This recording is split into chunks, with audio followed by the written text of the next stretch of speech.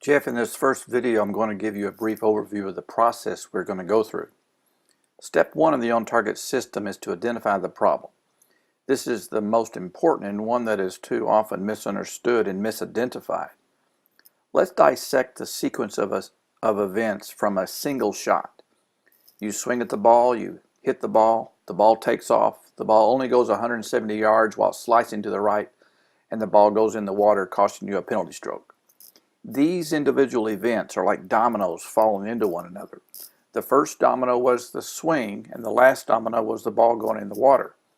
The problem is not the first domino. The problem is the last domino.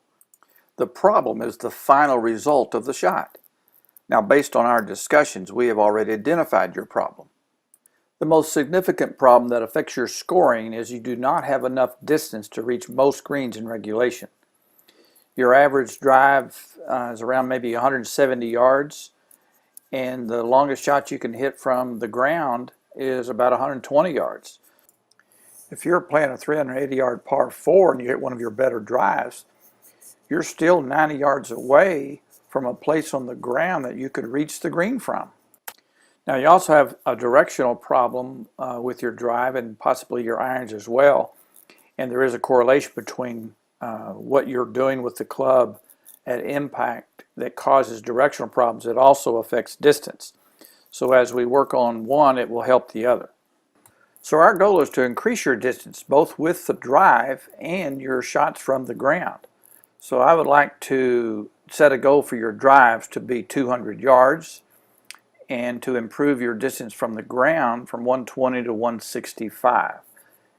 Now, this will allow you to reach most of the par 4s that you would play, and there would only be a few that even when you hit your 200-yard drive that you still would not be able to reach the green. But if we can make that improvement, it's going to have a dramatic impact on your golf score. One, you're going to be on the green sometimes and have a chance for some pars, and then when you don't reach the green, you're going to be closer to the green to hit easier pitch shots, which will reduce your score as well. I've looked at all your videos and have done my first review of your swing. First, I want to say that you do have a solid foundation of fundamentals to work with, and that's encouraging and makes me optimistic and confident that we can reach your goals. Collectively, I think all of the instructors who have worked with you have added many good fundamentals to your swing. I will be changing some of the things they focused on, but certainly not all. And I will be adding some of my own. As I said in one of my videos, the process of going from where you are to where you want to be is called learning. And what you have to learn is a combination of knowledge and skill. Obviously, if you want to change your current results, you're going to have to change what you're currently doing. It is my job to find those missing fundamentals in your swing that correlate to distance and then present them to you in the correct change sequence. After I complete my swing analysis, I will have a good idea on what adjustments I need to make in your swing. But before I tell you the what, I need to make sure you understand the why. The next video I send will be an easy to understand presentation on some of the key relationships between the club and ball during impact that causes different kinds of ball flight.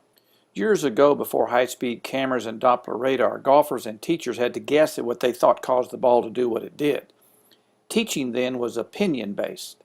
Today we no longer have to rely on opinion. We now know with absolute certainty what causes the ball to do what it does. Advanced technology verified that many of the opinions of the teachers of the past were correct, but also we now know that many of those opinions were wrong. In fact, one of the reasons there are millions of golfers who slice the ball is because the majority of teachers were taught the wrong ball flight laws. And unfortunately today, the majority of teachers haven't educated themselves on the correct ball flight laws and are still teaching and misdiagnosing the ball flight problems of their students. So first I need to make sure you are aware of the correct ball flight laws and not diagnosing your own ball flight incorrectly. My guess is you do understand the correct ball flight laws based on your experience with stack and tilt, but your other experiences with other teachers may have clouded the issue for you. I think here's a good place to state my views of stack and tilt. I have attended 3 stack and tilt golf schools as a guest.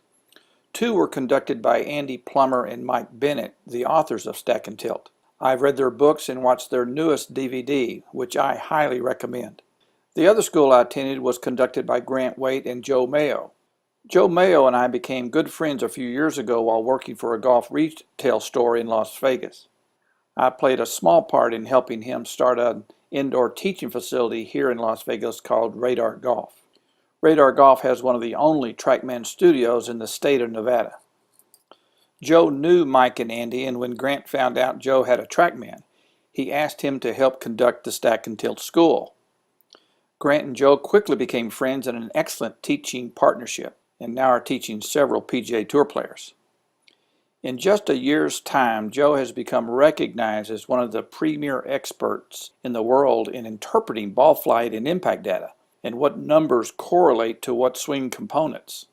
Golf Digest will be publishing an article from Grant and Joe about ball flight laws this February. Stack and Tilt is misunderstood. Stack and Tilt did not present to the public a new way to swing the club.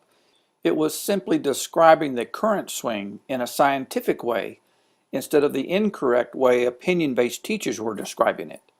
Based on my own study before Stack and Tilt, and then the additions of my experiences with Andy, Mike, Grant, and Joe, I formed my scientific foundation for my teaching. I do not teach a one-size-fits-all model.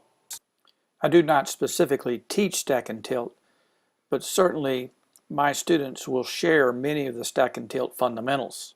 Every player's swing will look a little different, but every effective swing must contain certain core fundamentals that are in line with the laws of physics and motion. If there were 100 fundamentals in a golf swing and a player had 70 and was missing 30, it is not enough to pick any of the 30 to work on. That can be disastrous.